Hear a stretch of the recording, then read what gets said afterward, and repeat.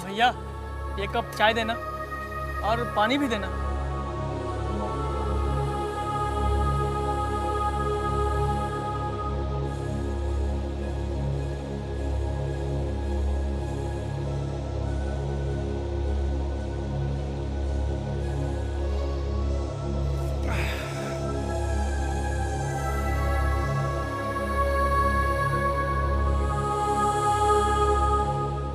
और मगलू, कैसा है तू? मैं ठीक हूँ। और तेरा आज का धंधा पानी कैसा है? बहुत बढ़िया। तू अपनी बता। अरे अपना तो आज का धंधा पानी बिल्कुल घटिया रहा। एक तो धंधा पानी नहीं हुआ और ऊपर से बगैर लिए दिए एक बाइक वाले से झगड़ा और हो गया। अरे यार, अपना तो धंधा ही ऐसा है। दिन भर ट्रैफिक में रहते हैं, रोज किसी न किसी से कहा सुनी हो ही जाता है। इन बातों को छोड़, चाय पिएगा क्या? अरे नहीं, पहले मैं थोड़ा सा नाश्ता करूंगा, फिर उसके बाद चाय पीऊंगा। अच्छा सुन, तू नाश्ता करेगा? अरे नहीं नहीं, तू ले। अरे भैया, 2 रस देना। अरे सुन, वो मैंने सुना है जुम्मन की बीबी की तबीयत बहुत खराब है। हाँ, उसे अस्पताल में भर्ती किया गया है। ओहो। अरे विलायत से शिवाजी की तलवार और भवानी की वापसी का मतालबा किया गया है। मगलू, ये पुराना अखबार है ना? हाँ हाँ, पुरानी है। अरे इसमें खबर छपी है कि शिवाजी की तलवार और भवानी की वापसी का मतालबा किया गया है। अरे तो इसमें कौन सी खास बात है? अरे शिवाजी एक बहादुर राजा थे और उनकी तलवार हिंदुस्तान वापस लाई जाए, इसकी मांग की गई है बस। अरे ये तो मैं भी जानता हूँ कि शिवाजी एक बहादुर राजा थे। अब वो राजा थे तो उनके पास बहुत सी तलवारें भी थी, बहुत से हथियार भी थे, मगर ये भवानी तलवार ही क्यों मंगाई जा रही है? अरे भाई, इतना भी नहीं समझते। अरे वो तलवार शिवाजी की कोई खास तलवार होगी। खास तलवार? हाँ, जैसे जैसे हम लोगों के पास बहुत सारी चीजें होती है और उन चीजों में कुछ चीजें खास होती है, बस यही मान लो। वो तो मैं भी जानता हूँ, पर ये भवानी क्या है? अरे ये तलवार का नाम है। अरे वो तो मैं भी जानता हूँ कि ये तलवार का नाम है, पर ये भवानी का मतलब क्या होता है? अरे हाँ, ये नाम तो सुना हुआ सा लगता है। हमने एक फिल्म देखी थी। फिल्म देखी थी? हाँ हाँ हाँ। अच्छा, कौन सी फिल्म देखी थी? फिल्म का नाम तो याद नहीं है, लेकिन हाँ, वो बनारस के घाट का सीन था। यहाँ पर पंडे लोग आकर पूजा पाठ किया करते थे और उसमें से एक मोटा सा हट्टा कट्टा आदमी अपनी हाथ में भयानक तलवार लेकर अपने दुश्मनों पर वार करते हुए जोर से नारा लगाता है, जय भवानी।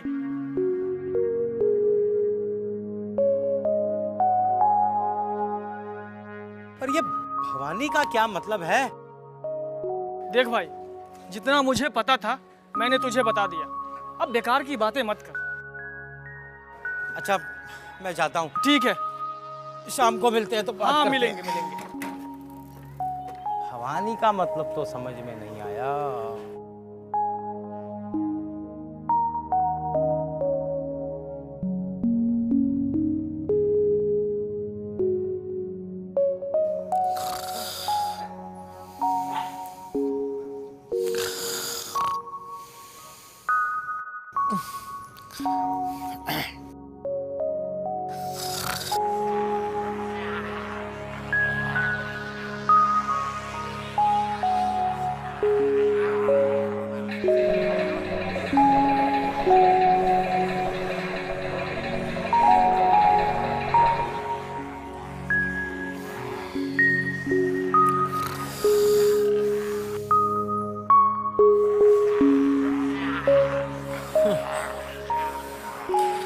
जय मां भवानी।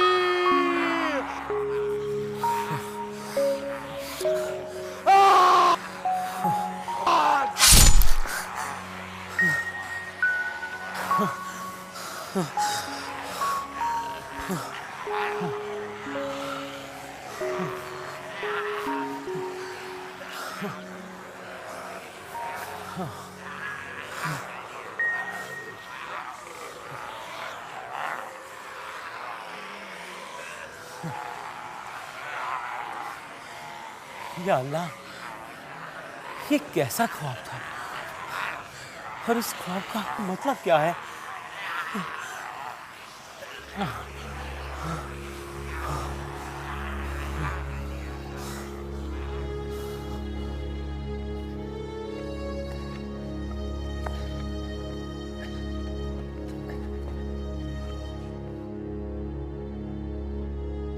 अस्सलाम वालेकुम। अजी मैंने कहा अस्सलाम वालेकुम।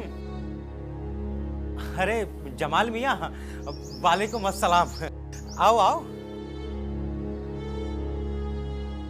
आओ आओ, बैठो। आराम से आराम से आराम से। और सुनाओ जमाल मियाँ, तुम्हारी टांग कैसी है? अरे यार, 4 महीने तो लग गए इसके सारे चलने लायक होने में, मगर डॉक्टर कहते हैं अभी 4 महीने और लगेंगे रिक्शा चलाने के लायक होने में। अरे जमाल मियाँ, अब होनी को कौन टाल सकता है? तुम्हें तो ऊपर वाले का शुक्रिया अदा करना चाहिए, वरना उस एक्सीडेंट में तुम्हारी जान भी जा सकती थी। सो तो है, मगर यार एक बात बताओ, जब मैं आ रहा था तो मैंने देखा तुम कुछ सोच रहे थे। जमाल मियाँ, कोई खास बात नहीं है, बस मैं अपने एक सवाल के बारे में सोच रहा था। किस सवाल के बारे में? जमाल मियाँ, उस सवाल ने मुझे कल रात से परेशान किया हुआ है। अच्छा, और शायद हो सकता है कि उसका जवाब तुम्हारे पास हो। अगर जानता हूँगा तो जरूर बताऊंगा, पूछो। जमाल मियाँ, हाँ? ये भवानी का क्या मतलब है? अरे क्या हुआ जमाल मियाँ, तुम मुझे ऐसे क्यों देख रहे हो? अरे यार, ये नाम मेरे सामने मत लेकर आया करो। जब भी इसे सुनता हूं ना तो मेरा दिल कांपने लगता है। मगर क्यों? जानते हो, जिस ट्रक ने मुझे टक्कर मारी, मेरी टांग तोड़ी, उसके पीछे क्या लिखा था? क्या लिखा था जमाल मियाँ? जय भवानी। और जब भी नाम कहीं सुनता या पढ़ता हूं ना, तब मेरी आंखों के सामने वो एक्सीडेंट का सीन तैरने लगता है। माफ करना जमाल भाई, मुझे ये बात मालूम नहीं थी, माफ करना। अच्छा कोई बात नहीं, मैं अब चलता हूँ। खुदा हाफिज। खुदा हाफिज।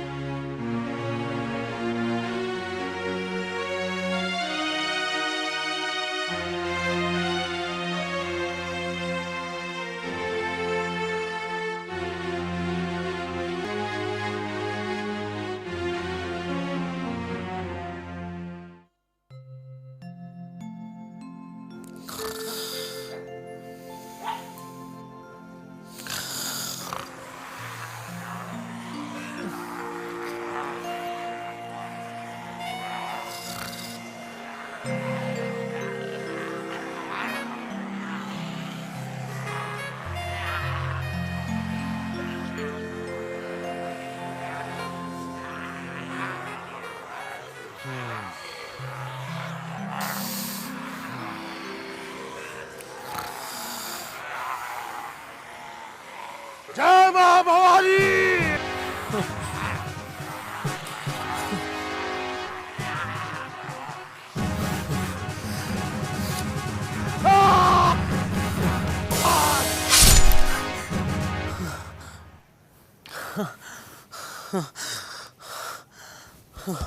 या मेरे खुदा, ये सब क्या है?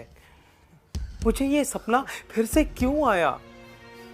आखिर इसके पीछे राज क्या है? या अल्लाह मेरी मदद कर, इस मुसीबत से मुझे आजाद कर, मुझे आजाद कर अल्लाह, मुझे आजाद कर।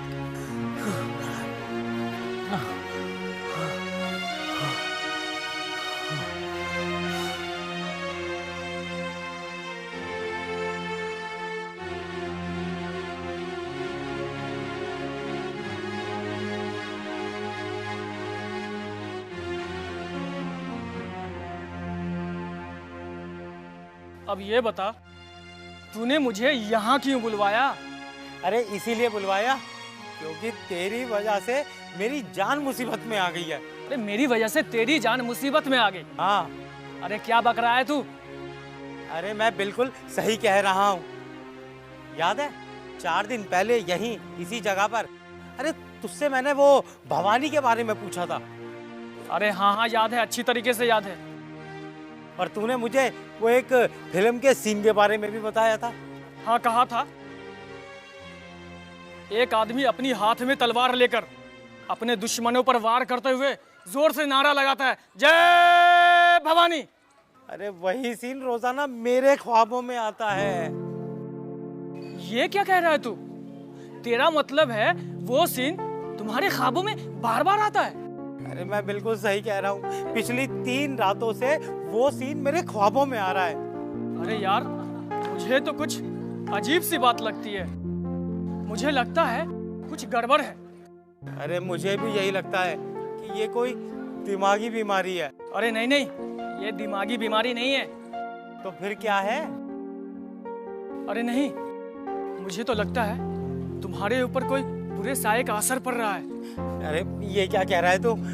मेरे ऊपर किसी काले बुरे साए का असर? अरे नहीं मगलू। अरे अरे तू डर मत। हाँ। तू डर मत। मैं एक मौलवी साहब को जानता हूँ, वो अल्लाह के बहुत ही नेक बंदे हैं। मैं तुमको उसके पास ले चलता हूँ, वो तुम्हें इस परेशानी से जरूर बाहर निकालेंगे। चल मैं तुझे ले चलता हूँ उसके पास। ठीक है। आजा आजा। अरे मगलू, कभी भवानी के बारे में, कभी काले साए के बारे में। अरे तू चल चल। अरे चल।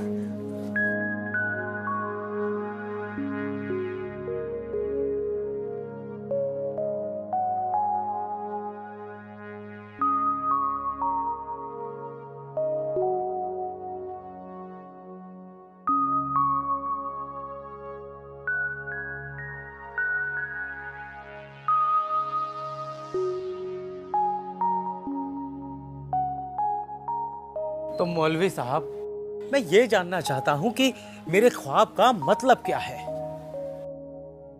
सुल्तान मियाँ, सच तो है कि तुम्हारे इस ख्वाब का कोई मतलब नहीं है। अरे ये कैसी बातें कर रहे हैं आप? मेरे ख्वाब का कोई मतलब ही नहीं है।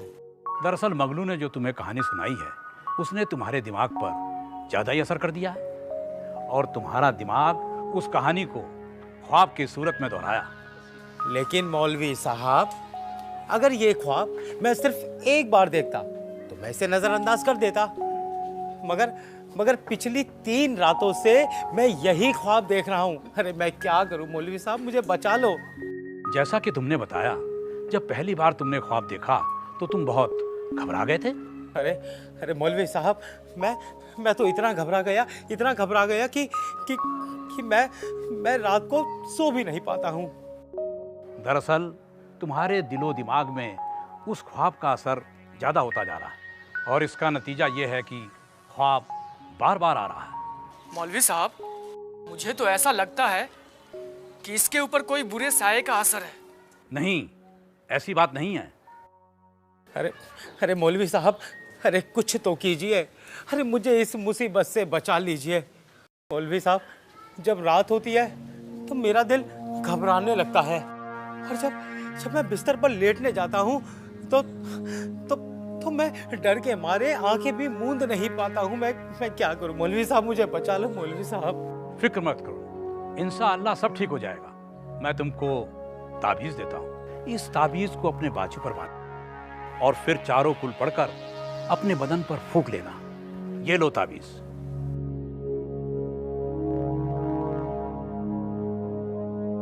और आंखें बंद करके सुभान अल्लाह, अल्लाह अकबर का विर्द करना। ठीक है मौलवी साहब, मैं ऐसा ही करूँगा।